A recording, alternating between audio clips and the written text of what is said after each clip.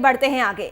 शेखपुरा में पारिवारिक विवाद को लेकर पीड़ित महिला ने पुलिस से मदद की गुहार लगाई है। 4 बच्चों के पिता शिशुपाल सिंह ने अपनी पत्नी और 4 बेटियों को मारपीट कर घर से निकाल दिया है। पत्नी और बच्चियों को बेघर करने के बाद युवक ने दूसरी शादी रचा ली। इस मामले को लेकर पीड़ित मदद की आस के लिए शेखपुरा के महिला थाने पहुंची है। वहीं महिला द्वारा दर्ज कराए गए शिकायत के आधार पर महिला थाना प्रभारी ने जांच के बाद न्याय संगत कार्रवाई की जाने की बात कही है।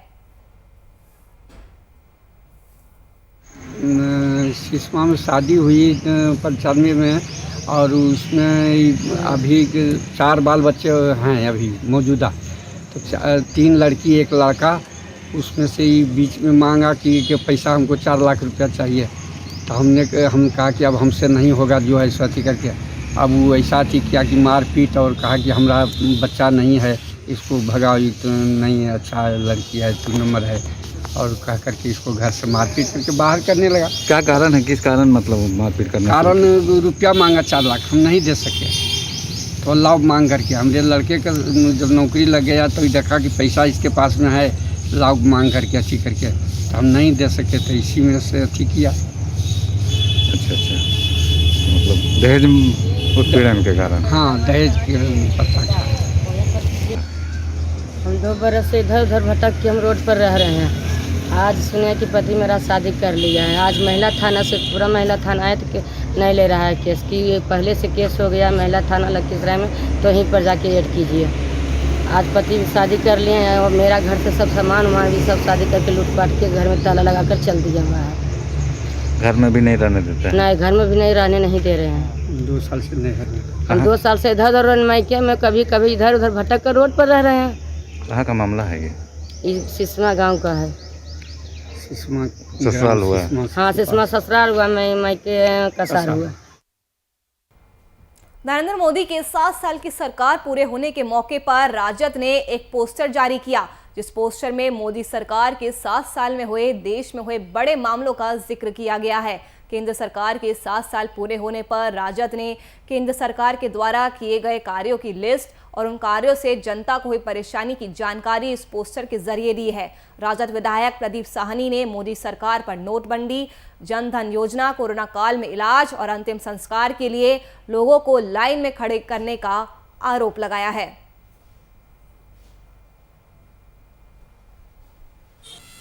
देखिए, जो बीजेपी मनावे और बिहार की जनता जो है सो और देश की जनता आज इस 7 साल को तंग और बदहाली का राज समझ रही है, क्योंकि जो अच्छे दिन के बात करते थे आज देश की जनता मांग करने लगी है कि मुझे वही बुरा दिन लौटा दो जहां 65 रुपये पेट्रोल मिल रहा था और 48 रुपये डीजल मिल रहा था और 95 रुपये कड़वा तेल मिल रहा था। आज जो है सो जिस प्रकार से इस 7 साल के शासनकाल में जो नरेंद्र मोदी जी देश को बर्बाद किए हैं और लोगों को, उनको बहुत शौक़ है, एक शौक़ बहुत अच्छा शौक़ है उनका कि देश की जनता को लाइन में लगवाना। पलामू में लगातार वैक्सीनेशन को लेकर जिला प्रशासन पंचायत प्रतिनिधियों के साथ समन्वय बनाकर कार्य कर रही है और यही वजह है कि बीते 28 मई और 29 मई को विशेष ड्राइव चलाकर सभी पंचायतों में वैक्सीनेशन केंद्र खोलकर ज्यादा से ज्यादा लोगों को वैक्सीनेशन कराया गया।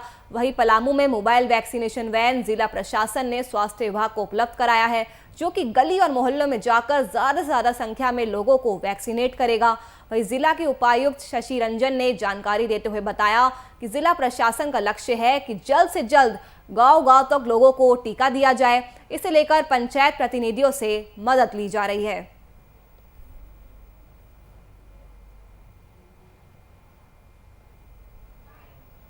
सेकंड डोज के लिए हम लोगों ने ड्राइव चलाया 28 और 29 और आगे भी चलेगा।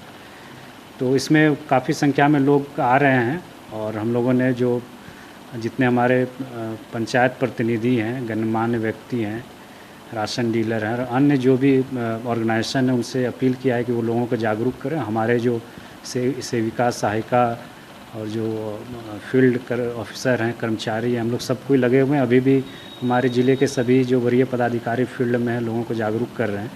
तो मुझे आशा है कि आने वाले जो हम लोग जो ड्राइव चलाने वाले हैं, मंडे से भी 1 सप्ताह का ड्राइव चलेगा फर्स्ट डोज के लिए, तो लोग काफ़ी संख्या में बाहर निकल कर आएंगे। और मंडे से हम लोग मोबाइल वैक्सीनेशन भी शुरू करेंगे। मोबाइल वैन रहेगा जो मोहल्ले और टोले में जाकर लोगों का वैक्सीन करेगी। तो ये हम लोग का पूरा प्रयास है पलामू जिला प्रशासन का कि लोग ज़्यादा से ज़्यादा लोग बाहर निकलें और वैक्सीन ज़रूर लें, क्योंकि अभी कोरोना से लड़ने के लिए वैक्सीन ही एकमात्र दवाई है।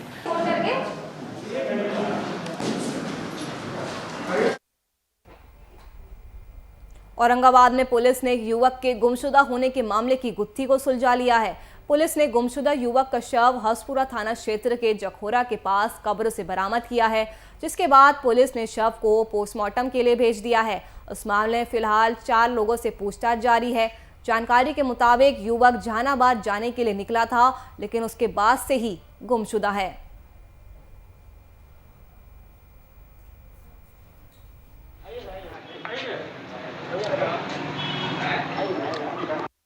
हमारा नाम सुमन सिंह है, जी। हमारे पिताजी का नाम श्री गणेश सिंह। जी। पता न चलने पर हमने सूचना 17 तारीख को दाऊदनगर थाना में दी। जी। उसके बाद जांच क्रम में आज पुलिस को शव मिला। उसके बाद से अभी तक जांच क्रम द्वारा हमारे पिताजी का शव यहाँ से बरामद हुआ है। दिनांक 16/5/21 को टेम्पो चालक अनिल कुमार सिंह अपने गांव चौड़ी से अरवल के लिए निकले। उसके बाद जो है वो शाम तक लौट के घर पे नहीं आए। उनके परिजन के द्वारा 16 तारीख को खोजबीन की गई, लेकिन जो है उनका कुछ पता नहीं चला। दिनांक 17/5/21 को उनके परिजन के द्वारा उनका यहाँ पे मिसिंग का केस जो है दर्ज कराया गया, जिसमें वो जो घटना थी 16 तारीख को निकले हैं और अभी तक नहीं प्राप्त हुआ। तो उसी आधार पे यहाँ पे दाऊदनगर थाने में 365 धारा के अंतर्गत जो है कांड अंकित की गई। उनके खोजबीन के लिए पुलिस के द्वारा जो है फिर जो भी अनुसंधान है वो किया गया। अनुसंधान के क्रम में कुछ लोगों के बारे में पता चला कि वो लोग इसमें शामिल हैं। उस अग्रतर अनुसंधान के दौरान जो है कुछ लोगों को डिटेन किया गया और डिटेन करके पूछताछ की गई। कल केंद्र में मोदी सरकार की सरकार को 7 साल पूरे हो चुके हैं और इसी को लेकर जेएमएम ने उस पर निशाना साधा है। आपको बता दें, केंद्र में मोदी सरकार के 7 साल और मौजूदा कार्यकाल के 2 साल पूरे होने की खुशी में बीजेपी ने सेवा दिवस अभियान के तहत 3 लाख परिवारों और 6 लाख लोगों तक मदद पहुंचाने का लक्ष्य रखा था। इस सेवा अभियान के तहत बीजेपी कार्यकर्ता लोगों के बीच जाकर न सिर्फ उन्हें कोरोना महामारी से बचाव के लिए उन्होंने अपील की, बल्कि उन्हें मास्क और सैनिटाइजर भी बांटे।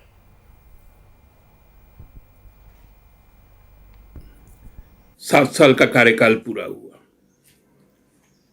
विगत 70 वर्षों में देश ने जो भी पब्लिक प्रॉपर्टी बनाए, पीएसयूज बनाए, गवर्नमेंट प्रॉपर्टी बनाए, 7 साल में इस सरकार ने उन तमाम गवर्नमेंट सेक्टर्स को, पीएसयूज को बेच देने का काम किया। हम सबको जानते हैं कि रेल का स्टेशन से लेकर, रेल से लेकर, एयरपोर्ट से लेकर, बीमा कंपनियां, कोल कंपनियां, लोहे की कंपनियां, जो हेल है हिंदुस्तान एरोनॉटिक्स लिमिटेड, जो तेल की कंपनियां,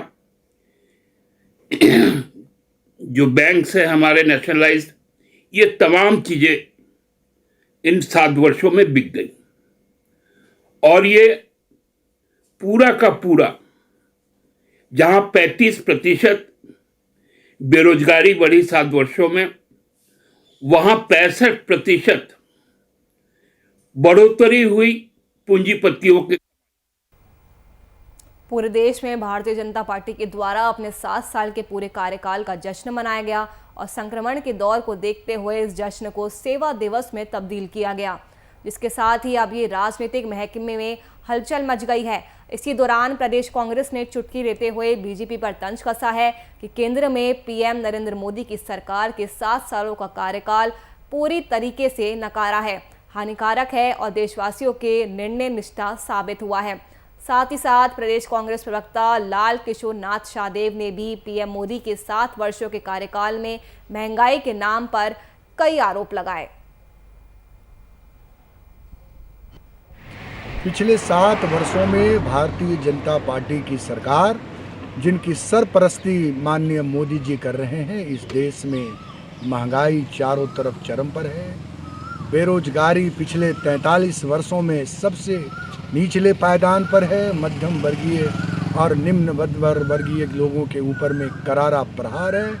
भ्रष्टाचार चरम पर है और देश में अराजक स्थिति उत्पन्न है।